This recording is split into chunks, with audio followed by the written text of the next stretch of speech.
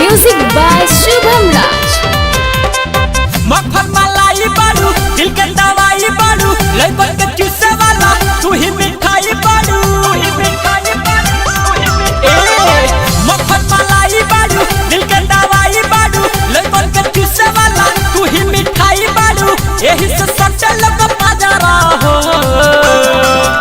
कि उठला ले लागता में गजरा हो डहर मार जाना योखिया के गजरा हो कि उठला ले लागता में गजरा हो डहर मार जाना योखिया के गजरा हो डहर मार जाना योखिया के गजरा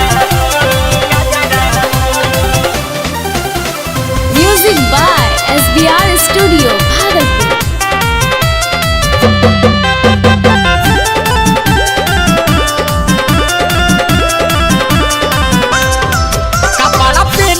छोट दांत काटेलू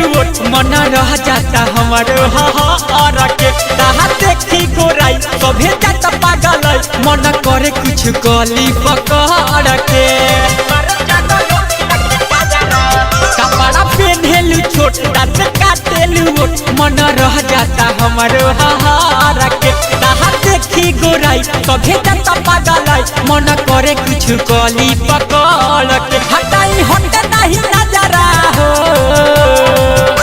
कि उठला ले लागता में गजरा हो डहर मारी जाना योखिया के गजरा हो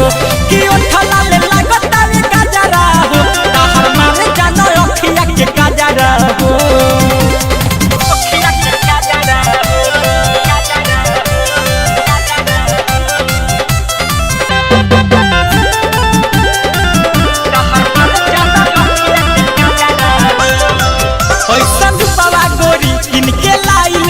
न कवना दुकान से गजब चमकेला फेस वही से निर्मल योगेश देखत भूले तो राजा ध्यान से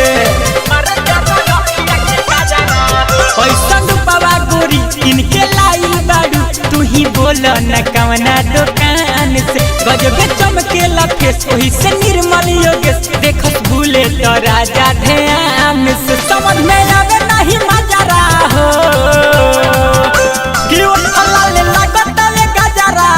डहर मारे जाना योखिया के गजरा हो कि उठला ले लागता में गजरा हो डहर मारे जाना योखिया के गजरा हो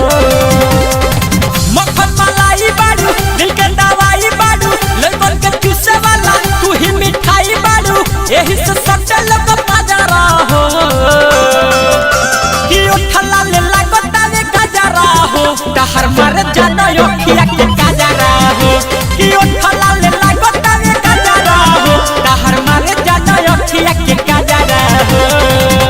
बिजली गिराई।